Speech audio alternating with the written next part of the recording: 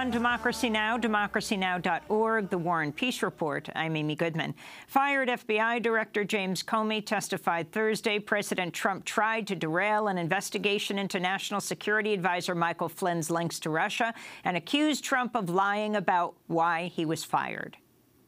Confused me when I saw on television the president saying that he actually fired me because of the Russia investigation, and learned again from the media that he was telling privately other parties that my firing had relieved great pressure on the Russia investigation.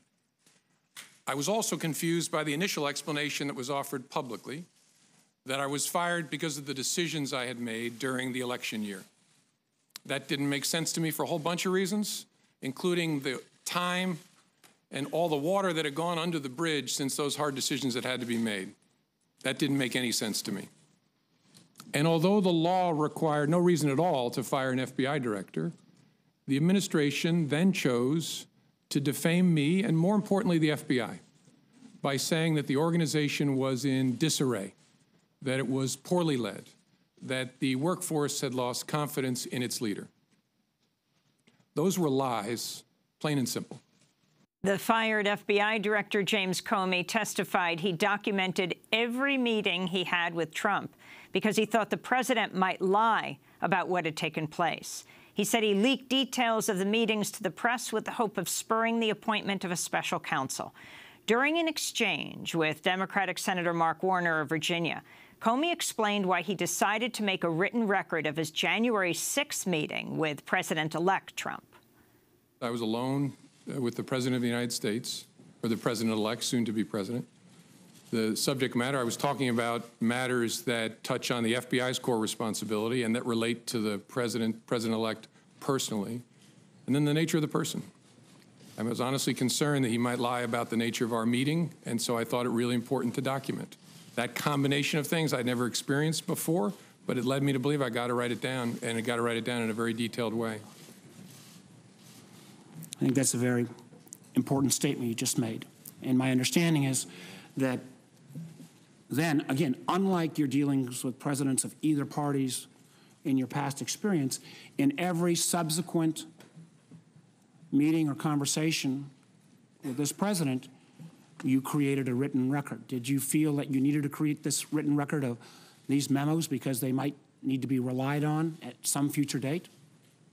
Sure. I created records after conversations, and I think I did it after each of our 9 conversations.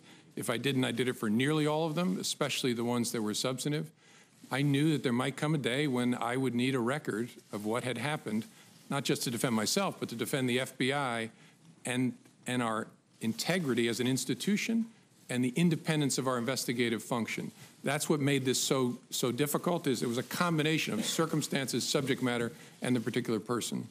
And so in all your experience, this was the only president that you felt like in every meeting you needed to document, because at some point, using your words, he might put out a non-truthful representation of that meeting.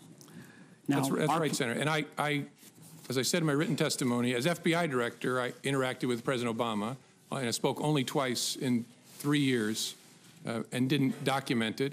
When I was Deputy Attorney General, I had one-on-one meeting with President Bush about a very important and difficult national security matter. I didn't write a memo documenting that conversation either. Sent a quick email to my staff to let them know there was something going on. But I didn't feel with President Bush the need to document it in that way. Again, because the combination of those factors just wasn't present with either President Bush or President Obama. That was Jim Comey being questioned by Senator Mark Warner of Virginia. Meanwhile, the question of whether or not President Trump taped conversations with then FBI Director Comey was raised several times during the course of the hearing. I've seen the tweet about tapes. Lordy, I hope there are tapes.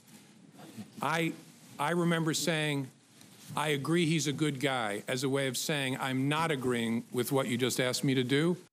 For more, we're joined by three guests. Shana Kadidal is with us here in New York, senior managing attorney at the Center for Constitutional Rights. In Grand Rapids, Michigan, we're joined by Marcy Wheeler, an independent journalist who covers national security and civil liberties. She runs the website emptywheel.net.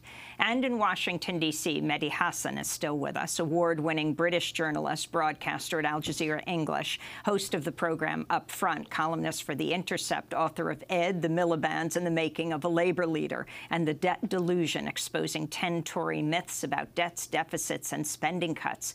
We welcome you all to Democracy Now! Marcy, we spoke to you at the end of the show yesterday when James Comey was about to speak. You'd read already the statement that he had put out the day before.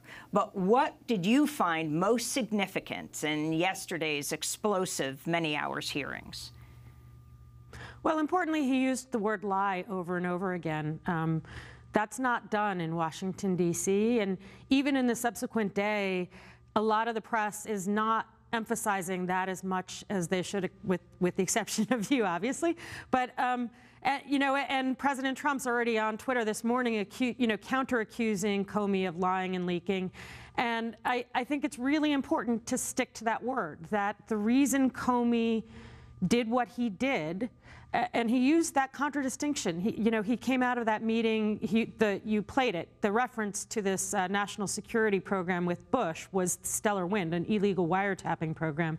He did not document that meeting, but he documented every single meeting with President Trump because he believed Trump might lie. And that's a really important point.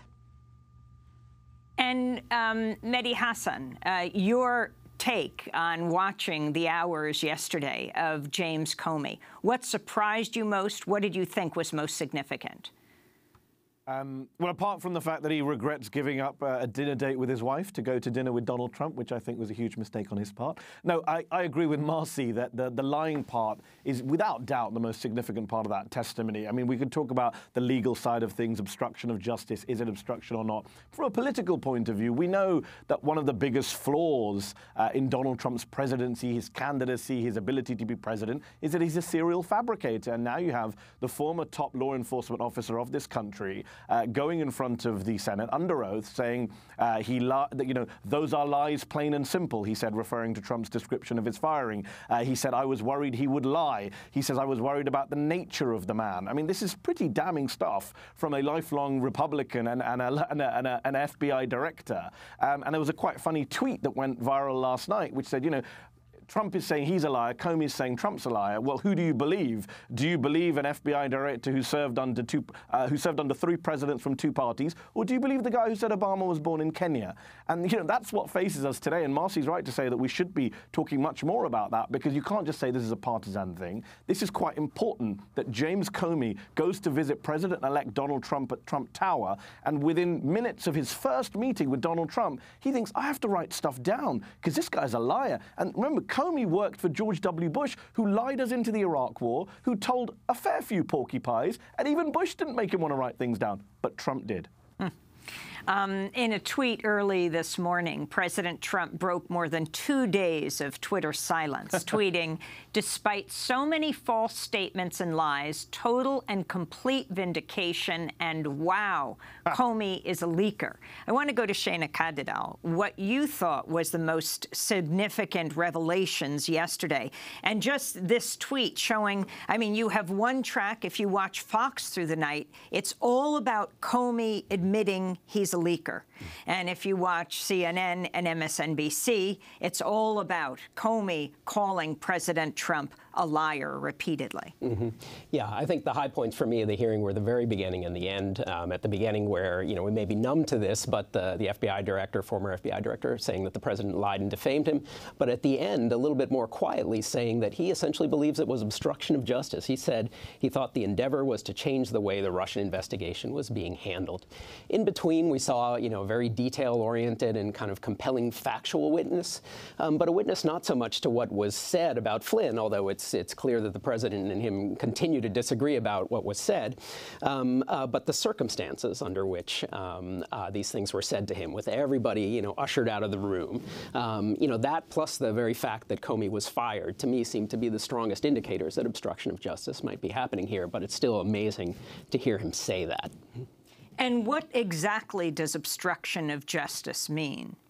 Well, the legal definition in the statute is basically, it's the crime committed by whoever corruptly or by threats influences, obstructs, or impedes efforts to properly administer the law. It's important to remember it doesn't require that Trump have committed some crime that he is hiding. Trump could be trying to impede the application of the criminal law to any one of his so-called satellite subordinates, right? Any of the little people under him, because he's worried that if they get indicted, maybe they'll flip and start telling more damaging information about his campaign's relationship to the Russians. Obstruction of justice on the part of the president could be happening even if the president himself didn't commit any crime. And, for me, if you ask me on May 8th whether or not there was any fire underneath the smoke of the Russia investigation, I would have said no. But after he fired Comey, factually, I think my feeling about it has completely changed. And that certainly was something I think that was just reemphasized yesterday. Explain that, why it completely changed after the firing. It just seems extraordinarily foolish to fire this FBI director if there weren't something out there for him to find. We're going to go to break, come back to this discussion. Shana Kadadels with Center for Constitutional Rights, Marcy Wheeler, EmptyWheel.net, and Mehdi Hassan with Al Jazeera English. This is Democracy Now! We'll be back.